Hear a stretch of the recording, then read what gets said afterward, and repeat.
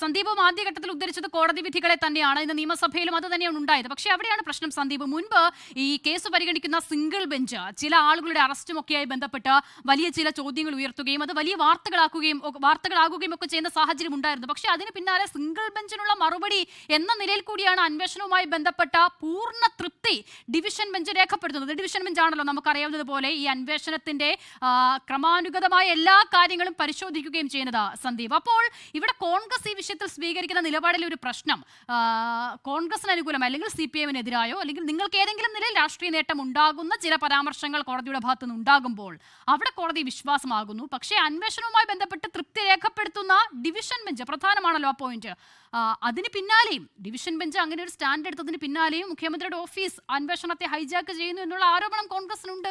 അതെങ്ങനെയാണ് രണ്ടും കൂടി ശരിയാവുന്നത്? ചില കോടതികൾ ഓക്കെ, മറ്റു ചില കോടതികൾ ഓക്കെ അല്ല, അങ്ങനെയാണോ?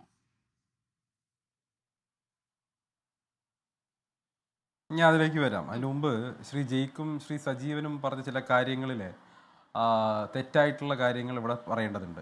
ഈ രണ്ടുപേരും ഉദ്ധരിച്ചത് ഞാൻ പറഞ്ഞ കാര്യങ്ങൾ ശരിയല്ല എന്നവർ പറഞ്ഞത് ഈ ശബരിമലയിലെ വിഷയവുമായി ബന്ധപ്പെട്ട് തന്ത്രിക്ക് എന്താണ് പ്രത്യേക അവകാശമെന്ന് രാജേഷ് ചോദിച്ചതിന് ഞാനിവിടെ എതിർക്കുകയുണ്ടായി. തന്ത്രിക്ക് പ്രത്യേക അവകാശമുണ്ടെന്ന് ഞാൻ പറഞ്ഞതാണ് അതിൽ പൂർണ്ണമായും ശരിയെന്ന ബോധ്യം എനിക്കുണ്ട്. കാരണം എന്താ, തന്ത്രിക്ക് എന്ത് പ്രത്യേകത എന്ന് MP രാജേഷ് ചോദിക്കുമ്പോൾ തന്ത്രിക്കെതിരായിട്ട് ഇവരുന്നയിച്ച ആക്ഷേപങ്ങൾ എന്തൊക്കെയാണ്? തന്ത്രിക്കെതിരായിട്ട് ഇവരുന്നയിച്ച ആക്ഷേപം എന്ന് പറയുന്നത് അദ്ദേഹത്തിൻ്റെ തന്ത്രത്തിൽ പിഴവുണ്ടായി അല്ലെങ്കിൽ തന്ത്രവുമായി ബന്ധപ്പെട്ട് അദ്ദേഹം പിഴവുകൾ വരുത്തി എന്നുള്ളതാണ്.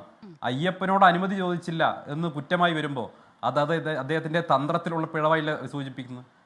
മറ്റൊന്നെന്താണ്, ആചാരപരമായ കാര്യങ്ങൾ പിന്തുടർന്നില്ല എന്നുള്ളതാണ്.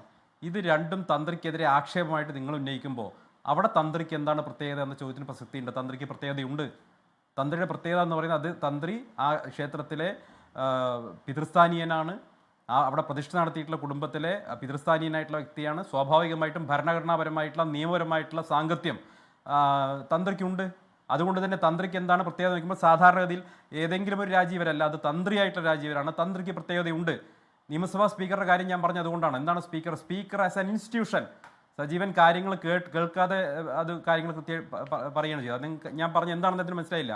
ആസ് എൻ ഇൻസ്റ്റിറ്റ്യൂഷൻ സ്പീക്കർ എന്ന ഇൻസ്റ്റിറ്റ്യൂഷനാണ്. ഷംസീർ വേറെ ആളായിരിക്കാം, പക്ഷേ അതുപോലെ തന്നെയാണ് ക്ഷേത്രത്തിലെ തന്ത്രി ഒരു ഇൻസ്റ്റിറ്റ്യൂഷനാണ്. ആ തന്ത്രിക്ക് എന്ത് പ്രത്യേകത എന്ന് MP രാജേഷ് ചോദിക്കുമ്പോൾ 2018-19 കാലഘട്ടത്തിൽ ശബരിമലയിൽ ആചാരലംഘനം നടത്താൻ വേണ്ടി CPM ശ്രമിക്കുന്ന കാലത്ത്, ഇടതുപക്ഷ സർക്കാർ ശ്രമിക്കുന്ന കാലത്ത് അവർ ഉയർത്തിയിട്ടുള്ള അതേ ആർഗ്യുമെന്റ് അവർ വീണ്ടും ഉന്നയിക്കുകയാണ്. തന്ത്രിക്ക് പ്രത്യേകതയില്ല, ആചാരപരമായ കാര്യങ്ങൾ തന്ത്രി പറയേണ്ടതില്ല, ഞങ്ങൾ പറഞ്ഞോളാം, ഗവൺമെന്റ് തീരുമാനിച്ചോളാം, സുപ്രീം കോടതി വിധി ഞങ്ങൾ നടപ്പാക്കും എന്ന ധാർഷ്ട്യവും ധിക്കാരവും കൊണ്ട് ഇറങ്ങി തിരിച്ചല്ലോ. അതേ നിലപാടിലാണ് ഇന്നും അവരെന്നുള്ളത് ജനങ്ങൾക്ക് ഇന്ന് നിയമസഭയ്ക്കകത്ത് ബോധ്യപ്പെട്ടു. അതാണ് എൻ്റെ ആർഗ്യുമെന്റ്. തന്ത്രിക്ക് പ്രത്യേകതയുണ്ട് സർ. തന്ത്രിയുടെ പ്രത്യേകത എന്ന് പറയുന്നത് തന്ത്രത്തെയാണ് നിങ്ങൾ ചോദ്യം ചെയ്തത്. ആ തന്ത്രത്തിൽ അദ്ദേഹം തെറ്റായിട്ടുള്ള കാര്യങ്ങൾ ചെയ്തു എന്നാണ് കേസ്. അപ്പൊ പിന്നെ തന്ത്രിക്ക് പ്രത്യേകതയില്ലേ? തന്ത്രി എങ്ങനെ അപ്പോൾ അവിടെ വ്യക്തിയാവുന്നത്? അത് ഇൻസ്റ്റിറ്റ്യൂഷനാണ്. ഇൻസ്റ്റിറ്റ്യൂഷന്റെ ഭാഗത്ത് തെറ്റുപറ്റി എന്നതാണ് നിങ്ങളുടെ കേസ്. പിന്നെ നിങ്ങൾക്ക് തന്ത്രിക്ക് എന്ത് പ്രത്യേകത ചോദിക്കാൻ എന്ത് അധികാരമുള്ള, എന്ത് അവകാശമുള്ളത്? അവിടെ തന്ത്രി എന്ന് പറയുന്നത് ലക്ഷോപലക്ഷം വരുന്ന അയ്യപ്പ ഭക്തരുടെ വികാരമായി മാറുന്ന അവിടെയാണ്. നിങ്ങൾ ശബരിമല ക്ഷേത്രത്തെ തകർക്കാൻ വേണ്ടി നടത്തിയിട്ടുള്ള ശ്രമത്തിന്റെ ഒരു എക്സ്റ്റൻഷനാണ്. അതാണ് തന്ത്രിയും ആക്ഷേപിച്ചിട്ടുള്ളത്. ക്ഷേത്രങ്ങളെയും ക്ഷേത്രാചാരങ്ങളെയും തന്ത്രി എന്ന് പറയുന്ന ഇൻസ്റ്റിറ്റ്യൂഷന്റെ പ്രാധാന്യത്തെയും തകർക്കാൻ വേണ്ടി CPM നടത്തിയിട്ടുള്ള, അന്നത്തെ കാലത്ത് കണ്ണൂരിലൊക്കെ പിണറായി വിജയൻ പോയി നടത്തിയിട്ടുള്ള പ്രസംഗങ്ങൾ ഓർമ്മയില്ലേ? തന്ത്രി എന്നത് പറഞ്ഞ പ്രത്യേകതയൊന്നുമില്ല, എടുത്തു മാറ്റാൻ ഞങ്ങൾ എപ്പോൾ വിചാരിച്ചാൽ വേണമെങ്കിൽ എടുത്തു മാറ്റാവുന്നതേ ഉള്ളൂ എന്ന് പിണറായി വിജയൻ നടത്തിയ പ്രസംഗം ഓർമ്മയില്ലേ? അതിന്റെ എക്സ്റ്റൻഷൻ അല്ലേ എന്ന് MP രാജേഷ് പറഞ്ഞത്? അതേ കാര്യമല്ലേ രാജേഷ് പറഞ്ഞത്? അപ്പൊ ഞാൻ അതാണ് കൃത്യമായി ചൂണ്ടിക്കാണിച്ചത്. MP രാജേഷ് എന്ന് പറഞ്ഞത് പഴയ CPM-ന്റെ നിലപാടിലേക്കാണ് അവർ വീണ്ടും പോയിരിക്കുന്നത്. ഇവരിപ്പോ അയ്യപ്പ സംഘമൊക്കെ നടത്തി ഞങ്ങളിതാ അയ്യപ്പ വിശ്വാസികൾക്കൊപ്പമാണ് എന്ന് നടത്താൻ വേണ്ടി അവരുടെ ശ്രമം അത് പരിപൂർണമായിട്ട് അവിടെ പരാജയപ്പെട്ടിരിക്കുകയാണ്. പരിപൂർണമായി അത് എക്സ്പോസ് ചെയ്യപ്പെട്ടിരിക്കുകയാണ്.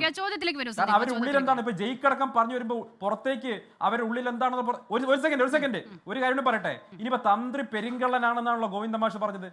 ജയിക്ക് പറയട്ടെ, അവിടെ ഇരിക്കുന്ന പത്മകുമാറും വാസുവും പെരിങ്കള്ളന്മാരാണോ? അതേ ലോജിക്ക് വെച്ച് പത്മകുമാറിനെയും വാസുവിനെ എന്താ ഒരു പെരിങ്കള്ളന്മാരെന്ന് വിളിക്കാത്തത്? ചേർത്ത് പിടിച്ച് സംരക്ഷിക്കുകയല്ലേ CPM? എന്നിട്ട് ഈ രാജ്യത്തിലെ ലക്ഷക്കണക്കിന് വരുന്ന അയ്യപ്പ വിശ്വാസികളുടെ വിശ്വാസത്തെ അവർ പെരിങ്കള്ളൻ എന്ന് പറഞ്ഞ് ആക്ഷേപിക്കുന്നു. ഇത് എവിടുത്തെ ന്യായമാണ്? CPM-ന്റെ നേതാക്കന്മാരെ അവർ സംരക്ഷിക്കുന്നു, പൊന്നുപോലെ സംരക്ഷിക്കുന്നു. കുറ്റപത്രം വരട്ടെ എന്ന് പറയുന്നു.